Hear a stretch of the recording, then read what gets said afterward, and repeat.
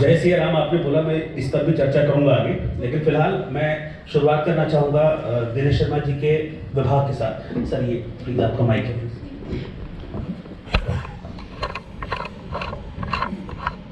दिनेश शर्मा जी उप मुख्यमंत्री तो हैं ही उत्तर प्रदेश के, उच्च शिक्षा और आईटी इलेक्ट्रॉनिक्स विभाग बीने के पास हैं और खुद प्रोफेसर रहे हैं दिनेश शर्मा जी। और सर मैं समझता हूँ माध्यमिक शिक्षा भी मेरे पास, माध्यमिक शिक्षा विभाग, और सर मैं ये समझता हूँ कि चूंकि आप शिक्षा विभाग के मंत्री हैं और खुद एक प्रोफेसर हैं, तो ऐसे में आप शिक्षा के महत्व को बहुत अच्छी तरह से समझते भी होंगे। और एक युवा का शिक्षित होना, एक बच्चे का शिक्षित होना इस देश के लिए कितना इंपॉर्टेंट है, इस बात को भी आप अच्छे से समझते होंगे। तो being a professor, being a deputy CM और बीइंग उच्च शिक्षा, माध्यमिक शिक्षा और आईटी इलेक्ट्रॉनिक्स के जो मंत्री हैं, इन 4 सालों में अगर मैं आपके विभाग की उपलब्धियों को जानना चाहता हूँ उत्तर प्रदेश के लिहाज से तो क्या है? देखिए मेरे विभाग का अलग अलग मैं विवरण प्रस्तुत करूंगा। आईटी इलेक्ट्रॉनिक्स के क्षेत्र में अगर आप देखा जाए तो 4,68,000 करोड़ का जो MOU साइन हुआ था इन्वेस्टर मीट में, उसमें से एक बहुत बड़ा भाग हमारे आईटी क्षेत्र में था। जो आईटी इलेक्ट्रॉनिक्स की विनिर्माण नीति 2017 बनी थी, उसमें हमने ये लक्ष्य रखा था कि 30,000 करोड़ का जो इन्वेस्टमेंट हो, 3 लाख के आसपास के रोजगार सृजन हो 5 साल में। उस लक्ष्य को हम लोग मात्र 3 साल में प्राप्त कर दिया और 2020 में हमने आईटी इलेक्ट्रॉनिक्स की विनिर्माण नीति 2020 को बनाया और अब हमने लक्ष्य रखा है 5 साल में कि हम 40,000 करोड़ का इन्वेस्टमेंट और 4 लाख नौकरियों को देने का काम करें। आज आईटी इलेक्ट्रॉनिक्स क्षेत्र में हमने जहां स्टार्टअप्स को शुरू करने में जोर दिया है, इंक्यूबेटर सेंटर लगे हैं, आईटी पार्क्स हम लोग बना रहे हैं, आईटी सिटी के रूप में हम निर्माण कर रहे हैं कुछ जगहों पर। और बिल्कुल अगर आप देखें तो नोएडा का जो क्षेत्र है, ग्रेटर नोएडा का, तो आज जो आईटी इलेक्ट्रॉनिक्स का एक हब बन चुका है। दुनिया के तमाम देशों के लोग जो विभिन्न जगहों पर अपने प्रोजेक्ट्स को लगाना चाहते हैं वो भारत आ रहे हैं और भारत में भी खासतौर से उत्तर प्रदेश आ रहे हैं।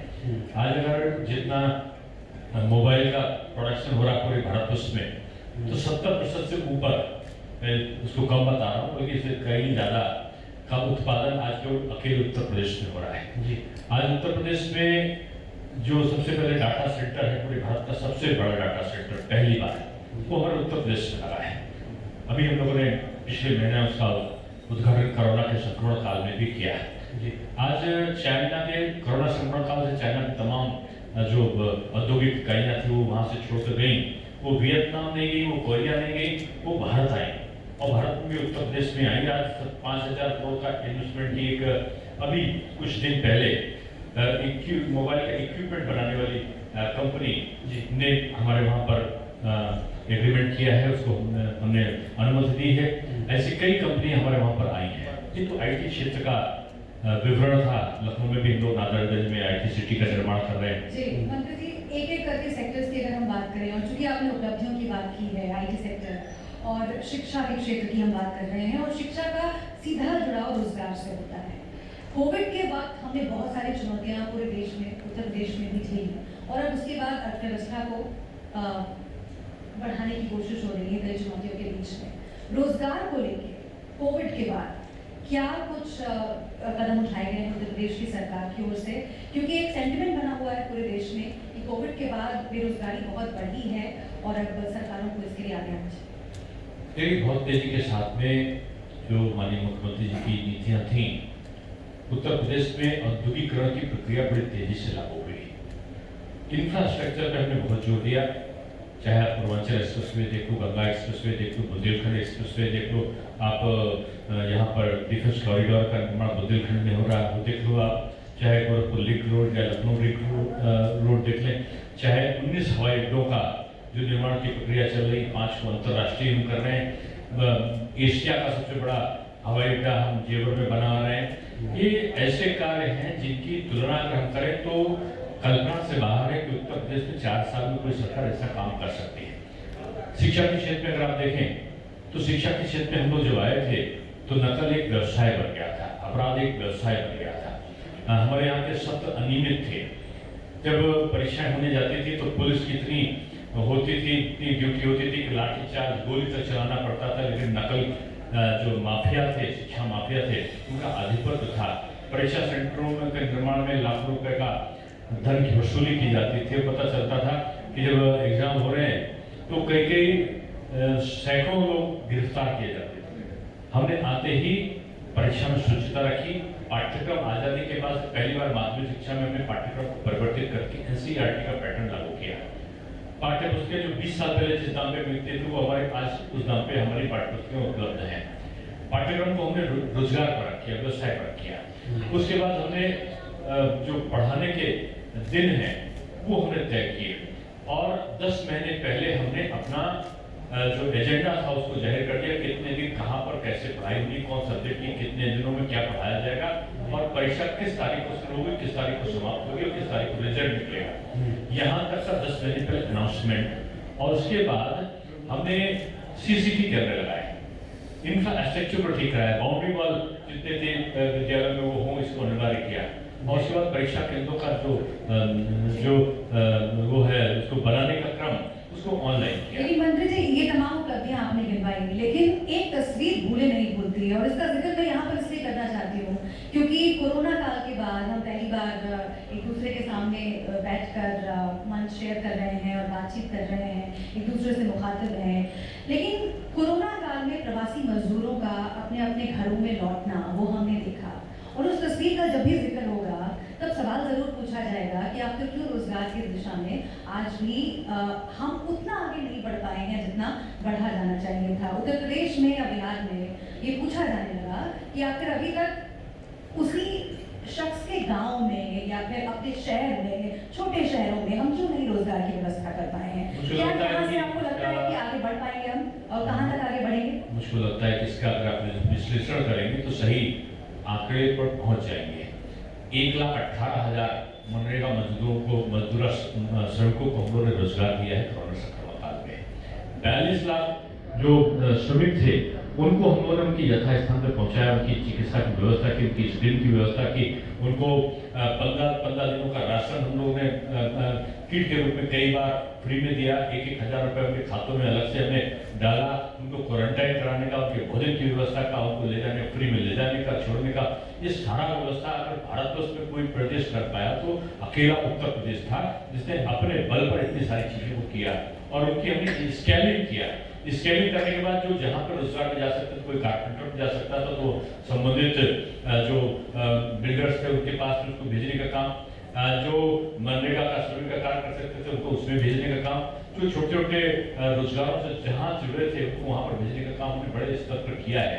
और इसका कारण रहा कि जो बाहर से मजदूर या श्रमिक या कर्मचारी आए थे वो निश्चित रूप में सबके सब तो उत्तर प्रदेश नहीं रुके, लेकिन अधिकांश लोगों को अपने प्रदेश में अच्छा लगा और उन्होंने यहाँ पर रोजगार आज कर रहे हैं। और बहुत से लोगों को हम रोजगार के नए अवसर सृजित करके उनको वापस लाने की चेष्टा हम कर रहे हैं। जी सर, इस बार का जो बजट है उसमें राजकीय विश्वविद्यालय के लिए प्रावधान किया गया है, उसको लेकर सरकार का क्या रोकथाम है? देखिए, शिक्षा के क्षेत्र में जो 15 सालों में माध्यमिक शिक्षा में कुल 48 के आसपास जो राजकीय विद्यालय थे बने थे। हमने 4 साल के अंतरकाल में माध्यमिक शिक्षा में लगभग 243 से 48 के बीच में हमारे विद्यालय लगे। 205 तो पहले लगाए थे, बाकी बाद में लगाए। आश्रम पद्धति के भी विद्यालयों को, छात्रावास से युक्त विद्यालयों को भी हम लोगों ने लगाया। 167 विद्यालय, उसमें से मॉडल दीनदयाल उपाध्याय मॉडल स्कूलों के रूप में उनको हमने गठित किया। इसके अलावा 5,987 पदों का शिक्षकों के हमने सृजन किया, जो अब तक के माध्यमिक शिक्षा परिषद के इतिहास में आजादी के बाद सबसे ज्यादा पदों का सृजन हुआ। जो शिक्षक उसमें आए। और उसके साथ साथ जो हमारे राजकीय विद्यालय महाविद्यालय थे उसमें हमने 79 नए महाविद्यालय 4 साल के अंतराल में बनाए, जबकि एक दर्जन भी विद्यालय 15 सालों में नहीं बने थे। इसके साथ हमने जो राजकीय विश्वविद्यालय हैं आजमगढ़, अलीगढ़ और उसके साथ साथ सहारनपुर, तीनों को लगाने की बनने की प्रक्रिया हमने शुरू कर दी है। और इसके साथ साथ हम विधि विश्वविद्यालय, आपका मेडिकल विश्वविद्यालय, इसके साथ साथ आपका फॉरेंसिक इंस्टीट्यूट बहुत बड़ा, और उसके साथ साथ स्पोर्ट्स यूनिवर्सिटी, विधि विश्वविद्यालय, ये लगाने की तरफ बड़ी तेजी के आगे बढ़े हैं। और शिक्षा के क्षेत्र में हमने जो मॉडर्न सिस्टम को अडॉप्ट किया है, अभी आज ही मैं पढ़ रहा था कि पूरे भारत उसमें सबसे बड़ी डिजिटल लाइब्रेरी का बनाने का 4 महीने में जो अवार्ड मिला है वो उत्तर प्रदेश सरकार को मिला है कि हमारी जो डिजिटल लाइब्रेरी है 79,000 उसमें ई कंटेंट को अपलोड किया है। ऑस्ट्रेलिया के राजदूत अभी आए थे, उन्होंने 6 जो उनके दुनिया के टॉप विश्वविद्यालय हैं उसके लिए हमारे ई कंटेंट के साथ वो शेयर कर सके, इसके लिए उन्होंने आगे पहल करी है। IIT खड़गपुर ने हमसे MOU साइन किया है कि आप हमारे उत्तर प्रदेश की कंटेंट को प्रयोग करें। यानी उच्च शिक्षा के क्षेत्र में, माध्यमिक शिक्षा के क्षेत्र में, बेसिक शिक्षा में भी कायाकल्प योजना से हमारे जो पुराने विद्यालय थे जो जानकारियां आप साझा कर रहे हैं, मुझे लगता है कि बिल्कुल जनता की उम्मीद बढ़ रही है। और जो कि शुरुआत में ही हमने कहा था कि हर मुद्दे को हम छूना चाहते हैं, शिक्षा रोजगार की बात हमने कर दी। उप मुख्यमंत्री जी चूंकि हमारे साथ बैठे हुए हैं, महंगाई की बात ना हो रोहित तो कैसे काम चलेगा, क्योंकि रोजगार, शिक्षा, उसके बाद अगर जीवन स्तर सुधारना चाहता है कोई शख्स तो महंगाई पिलाने आ जाती है। LPG सिलेंडर के दाम बढ़ गए मंत्री जी, पेट्रोल डीजल के दाम बेतहाशा बढ़ गए हैं। इस बात पर आश्चर्य होता है, मैं कॉमर्स का प्रोफेसर भी हूँ यूनिवर्सिटी में, कि महंगाई का आकलन लोग और चीजों को देखकर नहीं करते। देखिए सब्जियां तो सीजनल होती हैं, लेकिन फिर भी उनके दामों का नियंत्रण अगर आप देखें तो आपको आश्चर्य होगा। आप धान देखो, गेहूं देखो, खाद्यान्न पदार्थ देखो, आप चना देखो, आप मक्का देखो, आप गन्ने का, चीनी का दूध देखो, हर चीज पे हमने उत्पादन भी बढ़ाया है, उत्पादन के साथ साथ मूल्यों पर नियंत्रण भी रखा है। आप क्या कर रहा था, कोरोना ऐसे संक्रमण काल में भी उत्तर प्रदेश में 119 चीनी मिले और उनमें से आधी चीनी मिलें पिछली सरकारों में बंद रहती थी। एक भी चीनी मिल बंद नहीं हुई जब तक अंतिम समय तक लोग अपने गन्ने को लाते रहे, तब तक हमारा चीनी मिल को खरीदते रहे, उनका पेमेंट करते रहे। 1,23,000 करोड़ से ऊपर हम पेमेंट कर चुके थे 2 महीने पहले, अब तो 1,50,000 करोड़ के आसपास हो गया होगा उनका पेमेंट करने का। हमने पिछली सरकारों का भुगतान भी किया। सबसे अधिक हमने खाद्यान्न, गेहूं और चावल के, गेहूं और धान के जो क्रय केंद्र खुले, उसके कारण इतिहास में, भारत के उत्तर प्रदेश के इतिहास में सबसे ज्यादा गेहूं की, सबसे ज्यादा धान की खरीद करने वाला प्रदेश उत्तर प्रदेश बना है। ये सुधार कहां से हुए, इसकी चर्चा होना जरूरी है। पेट्रोल और गैस के दामों का जो आप लोग चित्रण करते हैं, उसको चर्चा करते हैं कि अंतरराष्ट्रीय स्तर पे होने वाले परिवर्तनों के कारण ये प्रभावित होते हैं। केंद्र का विषय है, वो उसको शॉर्ट आउट करने की तरफ आगे बढ़ रहे हैं। लेकिन इसके अलावा बाकी चीजों को आप देखिए, मैंने भी आपसे कहा कि किताबें 20 साल पहले मिलती थी, आज मिलनी सस्ती नहीं क्या? आज आपको कोरोना वैक्सीन जो दूसरे देशों में आज हजारों रुपए लेकर भी लोग उसको नहीं पा रहे हैं, हम मुफ्त सरकारी अस्पतालों में मुफ्त दे रहे हैं, ये नहीं है क्या? केंद्र की जिम्मेदारी है, लेकिन क्या राज्य अगर चाहे तो टैक्स कम करके, वैट कम करके क्या लोगों को राहत नहीं दे सकते हैं कोरोना काल में? 10 दिन से ये चीजें आई हैं और मैंने कहा कि इसका विश्लेषण केंद्र सरकार कर रही है कि दाम को कैसे कम किया जाए। प्रदेश सरकार के साथ उनकी वार्ता होगी, उसके उपाय निकालेंगे। लेकिन मैं जो दूसरी चीज कह रहा हूँ उसकी चर्चा होना जरूरी नहीं कि हम वैक्सीन फ्री दे रहे हैं, जो हजारों के दाम से इनकी जनता को फ्री नहीं जा रहा है। हम 86 लाख किसानों का जो कर्जा है वो माफ करें, क्या ये चीज नहीं है? हम सम्मान निधि में उनके 6,000 रुपए पहुंचा रहे हैं, क्या ये कम नहीं है क्या? हम उनको गैस सिलेंडर मुफ्त दे रहे हैं, क्या ये कम नहीं है क्या? हम उनको शौचालय बनवा के दे रहे हैं, कम नहीं है क्या? हम उनको आवास फ्री में, अटल आवास फ्री में दे रहे हैं, क्या कम नहीं है क्या? ये चीजों की अच्छा क्या मंत्री जी आपने कि किसानों का मसला छेड़ा, एक आपने उज्ज्वला योजना की अगर बात की तो लोगों की जरा सी आपत्ति है कि उज्ज्वला योजना के तहत सिलेंडर्स तो मिल गए लेकिन उनको रिफिल नहीं करवा पा रहे हैं क्योंकि LPG सिलेंडर्स के दाम बहुत बढ़ गए हैं। और दूसरा किसान आंदोलन, जो कि आपने किसानों की बात की, तो अगर किसानों के लिए सरकार ने इतना काम किया है तो फिर क्यों दिल्ली के बॉर्डर्स पर 100 दिन से भी ज्यादा वक्त से आंदोलन चल रहा है और किसान मारने के लिए? देखिए, पहली बात तो मैं कहूँगा कि किसान आंदोलन, किसान भाइयों के लिए पूरे रास्ते खुले हैं। 11 दौर की बात सरकार ने वार्ताओं से करी है, फिर वार्ता के लिए केंद्र सरकार तैयार है। फिर उत्तर प्रदेश में आप एक जिला बता दो जहां पर आंदोलन हो रहा है, कहीं आंदोलन नहीं है। उत्तर प्रदेश के जो किसान हैं उत्तर प्रदेश सरकार के कार्यों से पूरी तरह संतुष्ट हैं। और जो बॉर्डर पे जहाँ पे आप बात कर रहे हैं उसमें केवल एक प्रदेश के जो लोग आए हैं उनकी अपनी समस्याएं, उनके अपने चुनावी और उनके राजनीतिक दलों के उसमें हस्तक्षेप हो जाते हैं कभी कभी। किसान भाई जो भोले भाले किसान हैं उनसे बात करने की पश्चिमी यूपी में महापंचायतें हो रही है। पश्चिमी यूपी में महापंचायतें हो रही, अभी आपने शायद अगर आप कांग्रेस की पंचायत की जिक्र कर रही हूँ तो उसमें देखिएगा कि ये टाइल्स सभी का कर रहा हूँ मैं उनमें आप टाई और जीन्स पहने हुए बहुत सारे महानुभाव को जो दिल्ली से और कहाँ से ले जाए गए थे उनके फोटो आप आसानी से देख सकते अच्छा, मतलब आप डिजाइनर किसानों की बात कर रहे हैं। हैं। हम किसान होता है और किसान अन्नदाता है, हमारे लिए सम्मान का विषय है। लेकिन जो तथाकथित जो पंचायत की बातें राजनीतिक दल के लोग कर रहे हैं उनको किसान के बारे में पता ही तो आप नहीं, कह रहे हैं उनको खेती और कृषि के बारे में पता ही नहीं।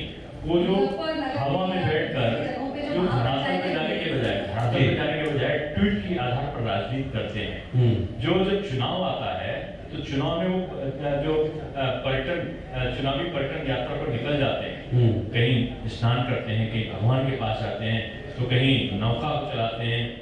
वो चर्चा में बने रहने के लिए इतनी सारी भीड़ जुटी थी दिनेश जी, वो सारी क्या किसानों की भीड़ नहीं थी? वो डिजाइन के किसान लिए थे। आप अगर महापंचायतें हो रही हैं, अपने दूसरे अपने साथी रहते हैं। करासपट नहीं, मैं जो एक राजनीतिक दल की नेत्री की पंचायत हो रही उसके बारे में आपने चर्चा की, उसमें मैंने कहा कि आप देख लीजिए कि किसान कहाँ का गया, पार्टी के कार्यकर्ता थे या किसान थे, इसका विश्लेषण करने की जरूरत है।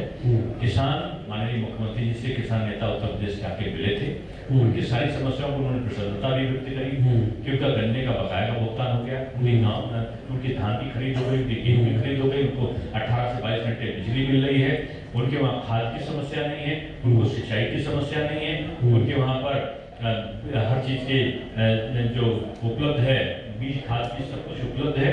इसलिए किसान नेता उत्तर प्रदेश के अपनी जो और छोटी मोटी समस्याएं थी उसको उन्होंने रखा, उसको हम पूरा करेंगे। जी, लेकिन नरेश टिकैत तो कह रहे हैं जो कि बीकेओ के अध्यक्ष हैं, इसका जिक्र पहले भी इस मंच पर हमने किया था, क्योंकि जिक्र छिड़ा है तो एक बार फिर से कि नरेश टिकैत कह रहे हैं कि आजादी के बाद से सर ऐसी कोई सरकार नहीं आई है जिसने गन्ना के किसानों को इस तरीके से नेग्लेक्ट किया हो। देखिए, मैं 10 रुपए सिर्फ 4 साल में मूल्य मैं बढ़ाया। राजनीतिक भावनाओं से ग्रसित किसी व्यक्ति के वक्तव्य की चर्चा नहीं कर रहा हूं। मैं उन जो जिनको कहना चाहिए कि भोले भाले किसानों की चर्चा कर रहा हूं, जो हमारे असली अन्नदाता हैं, जो हमें अपने परिश्रम के द्वारा अन्न को प्रदान करने में सहायता करते हैं, जो किसान हैं, मैं उनकी बात कर रहा हूं। जो राजनीतिक भावनाओं से ओतप्रोत लोग हैं, उनके वक्तव्य निश्चित रूप में विदेश भरे होंगे। तो आप कह रहे हैं नरेश टिकैत या मैं रमेश किसी- टिकैत मैं किसी का- राजनीतिक भावना से प्रेरित होकर मैंने दे किसी रहे का हैं। नाम नहीं लिया, लेकिन कोई अगर राजनीतिक दलों के लोगों के साथ में बैठता है, उनके साथ में विचार विमर्श करता है, उनसे अपनी राजनीतिक आकांक्षाओं की पूर्ति के लिए अनुबंध करता है, कोई भी हो, मैं किसी का नाम थोड़ी ले रहा हूं, तो उसकी भावनाएं, उसका पक्ष या विपक्ष उसके विचारों में अपने आप दिखने लगता है। जी। मैं उत्तर प्रदेश के महान किसानों को प्रणाम करता हूं कि उन्होंने पूरे अपनी संजीदगी के साथ में उत्तर प्रदेश सरकार के साथ में रह के यहाँ की खेती उन्नत हो, प्रधानमंत्री का जो दोगुना करने का सपना है, जो हम उनकी किसानों की इनकम को, उसके साथ तो चल रहे हैं। जी, मैं सर वापस शिक्षा की ओर लौटता हूँ, क्योंकि अब मुझे लग रहा है कि शायद शिक्षा को लेकर भी राजनीति हो रही है। पिछले दिनों हमने देखा भी था कि अपना शिक्षा का मॉडल लेकर दिल्ली से मुख्यमंत्री आए थे यहाँ पर, और यहाँ के स्कूलों को लेकर तमाम तरह की टीका टिप्पणियाँ की थी। अभी आपने आंकड़े पेश किए, तो ये क्या ये तुलना ठीक है, वो भी खासतौर पर शिक्षा के क्षेत्र में? आपको एक बात पता होगी, उत्तर प्रदेश के बेसिक शिक्षा स्कूलों में केवल अभी हमारे अगर हाई स्कूल इंटर ले लेंगे तो 60 लाख विद्यार्थी हैं।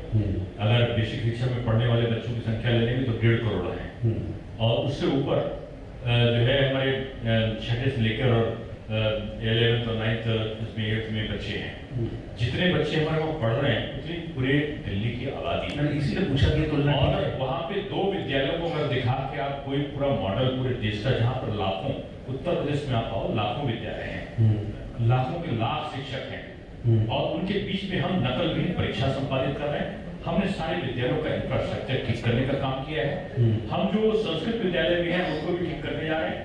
तो इतनी जो बातें हमने स्मार्ट क्लासेस भी शुरू किए हैं, हमने एनसीईआरटी का पाठ्यक्रम भी लागू किया है, हमने मॉडर्न टेक्नोलॉजी में 1,91,000 सीसीटीवी कैमरे लगाए, 1,86,000 के आसपास हमारे अध्यापक बैठ के ड्यूटी देते हैं, परीक्षा कराते हैं। 23 दिनों में हम रिजल्ट निकालते हैं। हम 12 दिनों में हाई स्कूल की और 15 दिनों में इंटरमीडिएट की परीक्षा करते, जो 2.5 महीने चला करती थी। ये शिक्षा का सुधार है। अभी कई प्रदेशों की, अभी मध्य प्रदेश की टीम तो शायद कल भी थी यहाँ पर उत्तर प्रदेश में, वो अध्ययन करने आई थी कि हमने शैक्षिक सुधार कैसे कर लिए। कई प्रदेशों की टीम हमारे उत्तर प्रदेश आई है, और उत्तर प्रदेश में शिक्षा के परिवर्तनों का वो अध्ययन कर रहे हैं। इसलिए मैं किसी प्रदेश के किसी नेता के वक्तव्य का ना तो जवाब दे रहा हूँ जी। और ना ही मैं उसको संज्ञान में लेना चाहता ठीक ठीक मैं इस अपना तरह कर की रहा हूँ बातचीत होनी मैं चाहिए अपना कर रहा हूँ जी और हमारा प्रदेश में योगी आदित्यनाथ जी के नेतृत्व में ठीक है जो विदेशों के समाचार पत्र पत्रिकाएं जी उन्होंने आश्चर्य व्यक्त किया है कि 60 लाख लोगों की परीक्षा और वो भी नकल विहीन बगैर कोई बच्चा आउट किए और वो संपादित हुई आश्चर्य उस पर शोध कर रहे हैं और वो शैक्षिक क्रांति का नाम दे रहे हैं और दूसरे लोग अगर किसी प्रकार की तुलना करते हैं तो मैं उससे कोई ठीक टिप्पणी नहीं है एक महिला सुरक्षा पर बात हो जाए जरा रोहित फिर अगला सवाल आप पूछिएगा क्योंकि कल सबको मालूम है कि 8 मार्च है और महिला दिवस है सबको इंतजार है कि आखिर उप मुख्यमंत्री क्या बताते हैं महिलाओं के मसले पर क्या सुधार हुआ है महिला सुरक्षा की स्थिति उत्तर प्रदेश में कितनी सुलझी है क्योंकि कई घटनाएं हम देख रहे हैं जो विचलित करती हैं उप मुख्यमंत्री जी और बार बार ऐसी घटनाएं आ रही हैं उसमें पुलिस की जो भूमिका है उस पर भी सवाल खड़े हो रहे हैं इस पर क्या कहेंगे आप मैं आंकड़ा तो नहीं पेश कर रहा हूं लेकिन उत्तर प्रदेश का आप एक आंकड़ा जरूर देखिएगा उत्तर प्रदेश के आंकड़े में प्रतिवर्ष के अपराधों की संख्या और खासतौर से महिलाओं पर अत्याचार की जो आंकड़े हैं अपराधों के उनका आप विश्लेषण करिए 2020-21 में आजादी के बाद से अब तक सबसे कम अपराध हुए हैं और जो अपराध हुए हैं उन पे हमने त्वरित कार्रवाई करके उनको दंडित करने का काम किया है महिलाओं के लिए कन्या सुमंगला योजना हम चला रहे हैं 1 लाख से ऊपर कन्याओं का विवाह माननीय योगी जी के सरकार में हो चुका है पहले जितना पैसा था उससे 35,000 30,000 से बढ़ा के हमने 51,000 रुपया उनको अनुदान किया है 1 लाख कन्याओं का विवाह का कार्य हम लोग कर चुके हैं इनकी रोमियो स्क्वाड का गठन करके हमने इस प्रकार के मंचलों को जो अपमान करते हैं उनको दंडित करने का काम किया है जो प्रदेश भर में जितने भी घटनाएं हुई हैं चाहे वो बलात्कार की घटनाएं रही हों महिला उत्पीड़न की घटनाएं रही हों उनके लिए हमने विशेष व्यवस्थाएं की हर थाने पे एक महिला सेल का गठन अलग से किया है आज से जब आप देखेंगे तत्काल उस पर कार्रवाई होती है तत्काल रिपोर्ट लिख के उस पर जो अपराधी हैं उनको जेल भेजने का काम किया जाता है तो ये परिवर्तन है हमने महिलाओं के लिए जो है अभी आप देखें तो जनधन योजना के अंतर्गत सबके खातों में पैसा पहुंचाया जो महिला हमारी सबके खातों में कोविड-19 के दौरान खाता पहुंचा जिनके भी जनधन अकाउंट थे विधवा पेंशन को हमने बढ़ा दिया है निराश्रित महिला पेंशन को हमने बढ़ा दिया है उनके दायरे को भी बढ़ाया है उसकी राशि को भी बढ़ाया है तो ये जो महिलाओं के लिए सबसे बेहतर समय अगर कोई रहा है लेकिन सुरक्षा के लिए तो मैं बिल्कुल इस बात से इत्तेफाक करती हूँ यहाँ बैठे हुए लोग भी इत्तेफाक करते होंगे कि योगी आदित्यनाथ मुख्यमंत्री कड़े फैसले लेने के लिए जाने जाते हैं और सरकार जब बनी थी यही कहा गया था कि 0 टॉलरेंस महिलाओं के खिलाफ जो अत्याचार है उनके लिए हम रखते हैं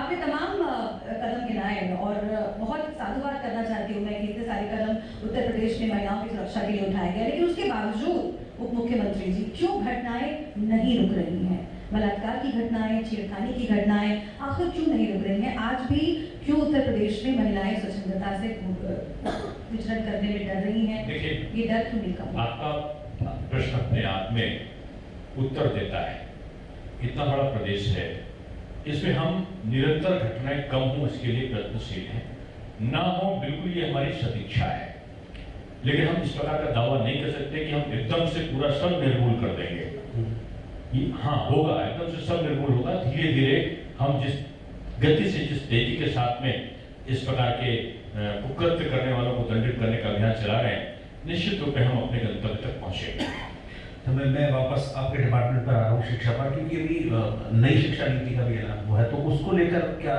क्रियान्वयन को लेकर क्या रोड मैप है आपके पास मैंने यही चीजें आपको बताई थी कि भी हमने डिजिटल लाइब्रेरी ऑनलाइन जो पढ़ने के लिए बहुत अच्छे लेक्चर्स हैं उनके लेक्चर्स को वीडियो भी ऑडियो टेप भी उनके लेक्चर्स को अपलोड किया जिससे जैसे वो पढ़ने जाते थे आप दुनिया के सारे लोग देख सकते हैं निःशुल्क बच्चों को अभी हम अभ्युदय कोचिंग के माध्यम से जो IAS PCS से लेकर बैंक बीओ तक की या हम तमाम प्रतियोगी परीक्षाओं की तैयारी वो भी निःशुल्क हम करा रहे हैं IAS PCS अधिकारी भी पढ़ाने के लिए जाते हैं हमने MPhil को कोर्स को खत्म किया अब जो सबसे बड़ा अनूठा काम हम करने जा रहे हैं वो ये कि हमने शुरू कर दिया है नई शिक्षा नीति के तहत कि जो विश्वविद्यालय हैं उनमें 70% जो हमारा पाठ्यक्रम होगा वो कॉमन करिकुलर यानी समान पाठ्यक्रम होगा 30% पाठ्यक्रम विश्वविद्यालय अपने अनुसार कर सकता है। इसका फायदा क्या होगा कि एक विद्यालय का, एक महाविद्यालय या एक यूनिवर्सिटी का विद्यार्थी अगर दूसरी यूनिवर्सिटी में जाता है, उन्होंने बीकॉम 1 में पढ़ा तो बीकॉम सेकेंड ईयर में उसको सब्जेक्ट नहीं मिलते थे, अब हमारा ट्रांसफर आसानी से हो सकता है और हम अपने सब्जेक्ट को भी ले सकते हैं, वो भी हम अपने शब्द से लागू कर रहे हैं कि जो जैसे साइंस का विद्यार्थी है, अगर कोई आर्ट्स का एक सब्जेक्ट लेना चाहता है तो हम लेने के उसको अनुमति देंगे। इस प्रकार के कामों को हम शोध गंगा पोर्टल को स्थापित कर रहे हैं, शोध पीठों का निर्माण कर रहे हैं। सारे यूनिवर्सिटीज में हमने दीनदयाल उपाध्याय शोध पीठ दी है, कुछ जगह पर हमने दीनदयाल अटल बिहारी वाजपेयी रोजगार सृजन पीठ दी है, कहीं हमने महात्मा गांधी जी के नाम पर शोध पीठ दी है, तो कहीं पर हमने जो रज्जू भैया के नाम पे हमने जो साइंस का एक रिन्यूएबल एनर्जी का पूरा इंस्टीट्यूट एस्टैब्लिश किया है यूनिवर्सिटी में, तो हमने जैनिज्म, हिंदुइज्म, बौद्धिज्म पर पूरा अच्छा सा एक इंस्टीट्यूट स्थापित करके सिद्धार्थ नगर विश्वविद्यालय में नेपाली भाषा को भी वहाँ पर प्रारंभ किया है।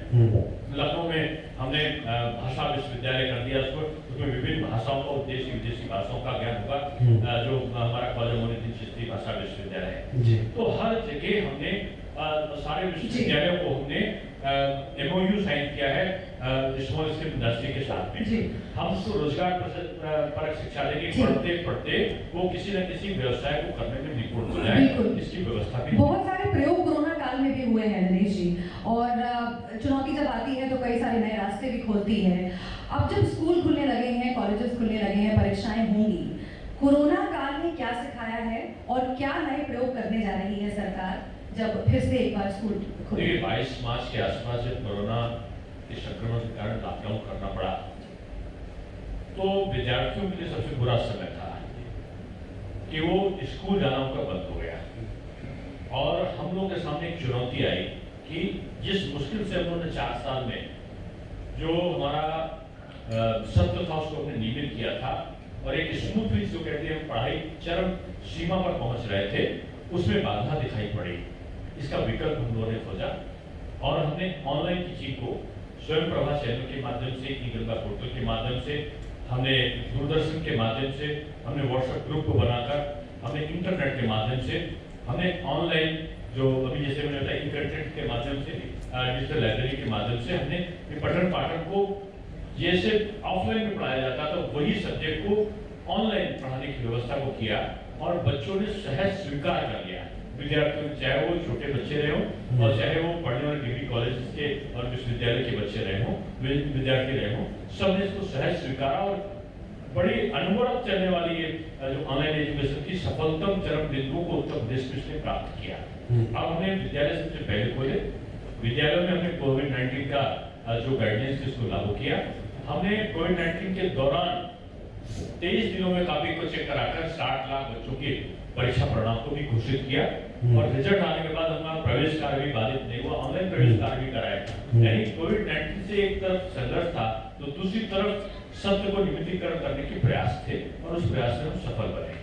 अच्छा सर, एक सवाल है मेरा शिक्षकों से जुड़ा हुआ और मुझे लगता है कि ये कहीं ना कहीं स्टूडेंट्स की जो एजुकेशन है उसको भी प्रभावित करता है और शायद शिक्षकों ने भी इस बात को लेकर कई बार शिकायत की है कि पढ़ाई के अलावा उनकी ड्यूटीज कई और कामों के लिए लगाई जाती है और ये एक विषय भी रहा है। तो आपको लगता है कि मतलब कि जो शिक्षक हैं, टीचर्स हैं, उनको सिर्फ शिक्षण कार्य तक सीमित रहना चाहिए और बाकी जो अगर हमारे 2018 में 2017 में मैं आया था, 2018 में मैंने इसका विश्लेषण किया जी, इसकी समीक्षा बैठक बुलाई और तमाम विद्यालयों को हम तमाम विभागों को हमने निर्देशित किया कि शिक्षकों का कम से कम ड्यूटी लगाई जाए। लेकिन कुछ अपरिहार्य जगह होती हैं जहाँ बगैर शिक्षकों की ड्यूटी लगाए काम नहीं चल सकता, उनको छोड़ के बाकी जगह शिक्षकों की ड्यूटी न लगे, इसके लिए हम लोगों ने जो प्रयत्न किए उसके अच्छे परिणाम आए हैं। अच्छा, अब हम बढ़ते हैं क्योंकि अब 2022 आने वाला है और 2022 इसलिए इम्पोर्टेंट है उत्तर प्रदेश के लिए कि यूपी में एक बार फिर से चुनाव होंगे। 2017 में जब आपकी सरकार आई थी तो 300 पार का आपने नारा दिया था और 300 पार कर भी लिया था। इस बार 350 पार का भी योगी जी कह रहे थे पिछले प्रोग्राम में और आपकी सरकार ने कहती है। मैं उसको यूँ कहता हूँ, पिछले बार जो था 300 पार, अब की बार पिछला आंकड़ा पार, जो भी पिछला आंकड़ा होगा वो अब की पार होगा। पूरे प्रदेश का जो जनता का वातावरण है, आपका विश्लेषण आप कर लो तो अभी उपचुनाव हुए हैं। 7 उपचुनाव में से 6 हम जीते और मेजोरिटी से जीते हैं। यानी सबसे कम जो सीट जीते तो 17,500 से जीते। इतनी बड़ी लीड और बाकी कोई 50,000 कोई 40,000 कोई इससे भी ऊपर इस तरीके से सीटों को हम जीते हैं। कुछ जगह पे तो राजनीतिक दलों की जमानतें जब्त हो गई, जो नौका की यात्रा कर रहे हैं, जो पंचायत कर रहे हैं, उनकी जमानतें जब्त हो गई। और उसके बाद हमारे एमएलसी के चुनाव हुए। एमएलसी के चुनाव में हमने पिछले सारे रिकॉर्ड तोड़े और शिक्षक और स्नातक में हमारा भारी बहुमत से हम 9 में से 6 सीटें जीते। तो ये नई हवा, 9 में से 6 नई हवा, नई सपा, ये पूरे लखनऊ में पोस्टर्स लगे हुए हैं आजकल। राम मंदिर भी बनने आ रहा था। नई हवा, नई सपा। और आज दिन में हमारे साथ राम गोविंद चौधरी जी भी बैठे हुए थे, तो वो कह रहे थे 2022 में सब कुछ नया हो जाएगा। ये क्या क्या नई हवा, नई सपा, आपकी सपा सपा नई हवा, नई सपा। ऐसा कुछ किसी ने लगाया होगा, मुझे नहीं पता, लेकिन निश्चित रूप में ये नया नारा भी दिया है समाजवादी पार्टी की तरफ से, नई हवा, नई सपा। और जनता की तरफ से अपनी सपा ये आपने ऐड कर दिया। नहीं, मैंने कुछ लोग मुझसे कह रहे थे सर, और लोगों को कहने का अधिकार है, मैं तो किसी पे टिप्पणी करते ही नहीं। अच्छा, चुनावों की जो भी बात छिड़ी है तो 2 मसलों का बहुत जिक्र होता रहा है उत्तर प्रदेश में, और फिर जहां कहीं भी इलेक्शंस आते हैं उन मसलों का जिक्र होता है, एक लव जिहाद और दूसरा 3 तलाक।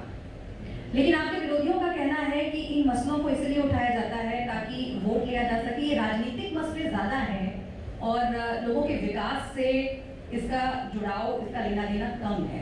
आप क्या जवाब देंगे? मेरा सीधा सा एक जवाब समझाने के लिए है। मैं विधान परिषद में नेता सदन हूँ और अभी मैंने एक प्रश्न का उत्तर दिया था, बड़ा हल्ला मचा था जब एक धार्मिक उस पर विधेयक आया था इसी से संबंधित कि जो धर्म परिवर्तन करा के लोग विवाह करते हैं। उसमें लोगों ने कहा कि आप सांप्रदायिक भावना से कर रहे हैं, लेकिन अगर बिल को आप विश्लेषण करो तो बिल के विश्लेषण में जितना स्पष्ट उत्तर प्रदेश सरकार ने किया उसको कि उसमें जो जोर जबरदस्ती से, प्रलोभन से, किसी का अनुचित तरीकों को अपना के, किसी का धर्म परिवर्तन करा के, वो विवाह करके उसको उसकी भावनाओं को खंडित करता है, तो उसको कौन सी सजा मिलेगी इसका प्रावधान बड़ा स्पष्ट किया गया है। लेकिन उसमें कहीं नहीं कहा गया कि अगर कोई हिंदू किसी मुस्लिम का धर्म परिवर्तन कराएगा तो वो बच सकता है, वो भी उतना ही दंड का अपराधी है जितना अगर एक मुस्लिम या एक सिख या एक ईसाई किसी का धर्म परिवर्तन करता है। तो किसी भी धर्म के लोगों को किसी प्रकार का कोई प्रश्न नहीं दिया गया है, ये सब धर्मों के लिए बराबर है। उत्तर प्रदेश में है तो सभी धर्म के लोगों को इसका पालन करना पड़ेगा। तो जहाँ तक लव जिहाद इस प्रकार की घटनाओं का है, आप पश्चिमी उत्तर प्रदेश जाके वहाँ के लोगों से पूछिए कि कितना प्रताड़ित हुए थे लोग। मैं किसी धर्म के बारे में नहीं कहता, सब धर्म अच्छे हैं और यहाँ हिंदू और मुसलमान मिलकर रहते हैं और उन पे हमको गर्व है। यहाँ पे जो हमारे अशफाकुल्लाह खान ऐसे लोग रहे हैं, अब्दुल कलाम साहब ऐसे लोग रहे हैं, वो हमारे लिए स्तुतनीय है। लेकिन ये अप्रिय घटना जो अराजक तत्व थे उनके द्वारा जो होती थी, उसका विकल्प क्या था? उसका विकल्प कठोरतम कार्रवाई थी और उस कठोरतम कार्रवाई को करने का काम योगी सरकार ने किया है।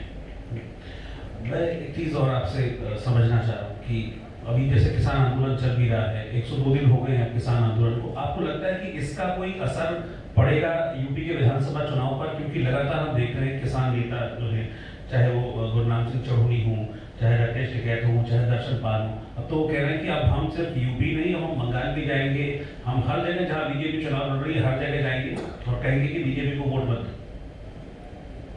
देखिए, मैं फिर से दोहराऊंगा कि मैं किसी नेता या किसान नेता के उम्मीदों को, उनके वक्तव्यों को अपने शब्दों में उसका जवाब नहीं देना चाहता है। इतना मैं जानता हूं कि बीजेपी का संगठन कार्यकर्ताओं के बल पर है, जनता के बल पर है, वार्ड और बूथ इकाई तक हमारा गठन है।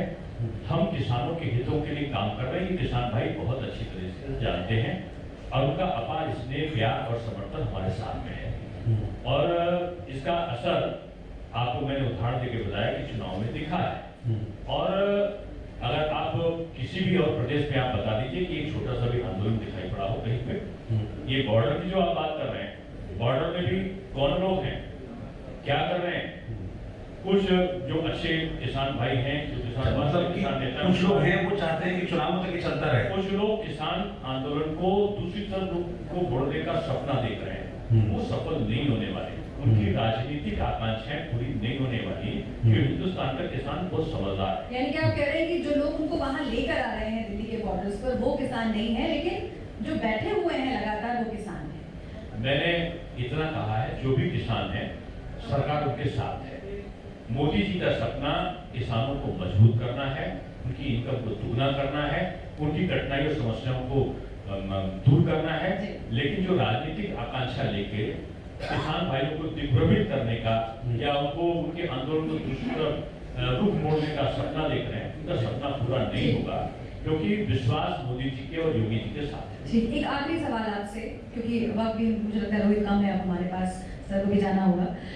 क्या नीति रहेगी आगे सरकार की, क्योंकि महापंचायतें हो रही हैं, आपने खुद माना कि हाँ सियासी असर पड़ रहा है, कुछ लोग ऐसे हैं जो सियासी लाभ लेने की कोशिश कर रहे हैं किसान आंदोलन के जरिए। अगर ये आह्वान किया जा रहा है कि किसान नेता जाएंगे और वो कहेंगे बीजेपी को वोट मत दो, या फिर महापंचायतें हो रही हैं जहाँ पर लोग लामबंद हो रहे हैं, मुजफ्फरनगर में बहुत बड़ी भीड़ जुटी थी, उसके बाद भी कई पंचायतें हो रही हैं, बीजेपी का क्या रुख रहेगा आगे, क्या रणनीति रहेगी? क्या आप लोग भी घर घर जाएंगे, समझाएंगे कि देखिए हमने जो फैसला किया है वो सही है? देखिए, किसान सियासत करने सम्मान का परिचायक है। दूसरे दल उसको सियासत के रूप में देखते हैं, हम सम्मान के रूप में देखते हैं। हम किसान भाइयों के लिए जो जनोपयोगी कार्य है वो कर रहे हैं। हम उनकी आय बढ़ जाए, उनकी खेती अच्छी हो, उनकी उपज अच्छी हो, उनको मूल्य ठीक से मिले, उनको समय में उनका मूल्य मिल जाए, उनको बिजली मिले, खाद मिले, सिंचाई का साधन मिले, उनको मकान मिले, उनको गैस का सिलेंडर मिले, उनको टॉयलेट के बने, उनकी सड़कें बने, इसके तरफ हम काम कर रहे हैं। और ये किसान भाई देखेगा तो वो सियासत करेंगे, हम काम करेंगे, और काम के बदले किसान बंधुओं का स्नेह हमें मिल रहा है, मिला था और मिल रहा है। सर बिल्कुल, मैं एक आखिर में एक सवाल ले रहा हूँ, क्योंकि जय श्री राम के उद्घोष से इस कार्यक्रम की शुरुआत हुई थी, तो मैं चाहता हूँ कि मैं जैसे आ रहा हूँ, हाँ बिल्कुल, तो राम जी के दर्शन करके आ रहा हूँ जी, तो लगा था कि राम लला बिल्कुल भाई सवाल तक आ गई। तो मैं चाहूंगा कि जय श्री राम से कुछ लोगों को दिक्कत क्यों होती है और कुछ नहीं, बहुत कुछ लोग छदम धर्मनिरपेक्षता के आधार पर हिंदू संस्कृति को, हिंदू मान्यताओं को, भारत की परंपराओं को पर आधार करके अपने आप को अत्याधुनिक और मॉडर्न कहलाने का शौक रखते हैं। ऐसे लोग न तो राष्ट्र के प्रति समर्पित होते हैं, न ही राष्ट्र के प्रति उनकी प्रेम की कोई भावना होती है। वो सिर्फ जिसको कहना चाहिए था अपने आप पे केंद्रित होते हैं, और उनका हर काम होता है कि भारतीय संस्कृति को प्रदूषित करने का कौन सा अवसर आए जिसको वो ना छोड़े। रामलला हम आएंगे मंदिर में ही बनाएंगे, तो ये नारा लगता था, तो ये कहते थे कि रामलला हम आएंगे मंदिर में ही बनाएंगे, समय नहीं बताएंगे। अगर समय आ गया, माननीय सुप्रीम कोर्ट के महान निर्णय के बाद मोदी जी और योगी जी की सदिच्छाओं के साथ, तो अब उनके पास में जवाब नहीं है। आज जिस भव्यता के साथ निर्माण की तैयारियां चल रही हैं, वो इस देश के इतिहास के सुनहरे पन्नों में दर्ज होगा कि आज अयोध्या किसी भी धार्मिक स्थली का विश्व का एक महान तीर्थ धार्मिक पर्यटन का क्षेत्र बनेगा। आज वहाँ का इंफ्रास्ट्रक्चर ठीक होने का, एक नई अयोध्या का कई सौ जो हेक्टेयर में आज इसका निर्माण की परिकल्पना है। आज उनका अवस्थापना का ठीक होना, सड़क का निर्माण, अभी तो 650 करोड़ के आसपास तो केवल अपने उत्तर प्रदेश के बजट में दिया है। 250 करोड़ अभी केंद्र ने अयोध्या के हवाई अड्डे के लिए दिया है। अभी कई करोड़ रुपया वहाँ के जो वो है रेलवे का स्टेशन को ठीक करने के लिए दिया है केंद्र ने, और प्रदेश ने भी वहाँ के बस अड्डे को ठीक करने के लिए दिया है। चारों तरफ आप देखें तो बदली हुई अयोध्या में प्राचीनतम जो सांस्कृतिक विरासत धरोहर है उसको संरक्षित करते हुए घाटों के सौंदर्यीकरण से लेकर पुलों के जाल तक, सड़कों के निर्माण से लेकर बिजली की व्यवस्था तक, ये श्री राम जन्मभूमि मंदिर के निर्माण तक, ये सारी चीजें हैं। अभी मैं वहीं से आ रहा हूँ और वहाँ पर मैंने संकल्प लिया है कि हम भी वहाँ पर, उन्होंने कहा कि आप एजुकेशन के क्षेत्र में क्या करेंगे, तो मैंने कहा कि मैंने कई लोगों को आमंत्रित किया है कि निजी विश्वविद्यालय के क्षेत्र में भगवान मर्यादा पुरुषोत्तम श्री राम विश्वविद्यालय की स्थापना निजी क्षेत्र में हो, और निजी क्षेत्र में हो उसके लिए कई लोगों के प्रस्ताव भी मेरे पास आ गए इतनी जल्दी, और मैं जल्दी ही उस पर काम करूंगा, जिसमें जो विभिन्न प्रकार की हमारी रामायण जो विभिन्न भाषाओं में लिखी गई है, धार्मिक ग्रंथ जो हमारे विभिन्न भाषाओं में है, उन पे शोध कार्य हो, उन पे इंस्टीट्यूट अलग से बने, दुनिया के तमाम जगहों पर हमारे जो अनछुए पहले हमारे धार्मिक विरासत के वो पहुंच सके और उसमें कर्मकांड जैसे कोर्सेज हों जो व्यवसाय से जुड़े और तमाम चीजें ऐसी होंगी, संस्कृत का अध्ययन अध्यापन का काम हो, ये तमाम चीजों को जोड़ के ऐसी कल्पना की है कि शिक्षा का एक आध्यात्मिक वातावरण तैयार करने में भी हमारा वो शैक्षिक संस्थान अच्छा, एक सवाल मेरे जहन में आ गया तो मैं आगे पूछ ही देती हूँ कि आप लोग बार बार कहते हैं और बीजेपी के कई नेताओं की तरफ से हम सुनते हैं कि इतिहास को बड़ा विकृत कर दिया गया है। जिन लोगों ने इतिहास लिखा है किसी खास विचारधारा से ताल्लुक रखते हैं, वामपंथियों का जिक्र आता है, इसलिए अब जो सच्चा इतिहास है जो देश के गर्व से जुड़ा हुआ है वो हम जनता के पास पहुंचाना चाहते हैं। तो इसको लेकर के भी क्या आगे कोई प्लान है आप लोगों का उत्तर प्रदेश? देखिए, भारत का दुर्भाग्य रहा है कि यहाँ पर कभी तुर्की आए, कभी यहाँ पर मुगल आए, कभी यूनानी आए, कभी फ्रांसीसी आए, कभी पुर्तगाली आए, कभी यमन आए, कभी यहाँ पर ब्रिटिश आए और कभी यहाँ पर और विदेशों के लोगों ने आक्रांत आए, फ्रांसीसी आए, सब के सब हिंदुस्तान आए, लूटा मोचा खसोटा बर्बाद किया और चले गए, हिंदुस्तान को धर्मशाला बना दिया। लेकिन इसके साथ साथ जो लोगों ने गलत इसके बारे में कहा हिंदुस्तान के, उनका कि हिंदुस्तान का इतिहास गुलामी का इतिहास है, ऐसा वामपंथी विचारधारा के लोगों ने इसको कहा, जबकि ये सच नहीं है। हिंदुस्तान का इतिहास संघर्षों का इतिहास है और संघर्षों में हमने सारा कुछ, हमने धन संपदा जरूर खोया, लेकिन एक चीज हमने नहीं खोई, वो थी हमारी संस्कृत, हमारे संस्कार, हमारी परंपराएं, वो हमारी अक्षुण्ण रही, उसके कारण हमारा भारत देश टिक रहा है।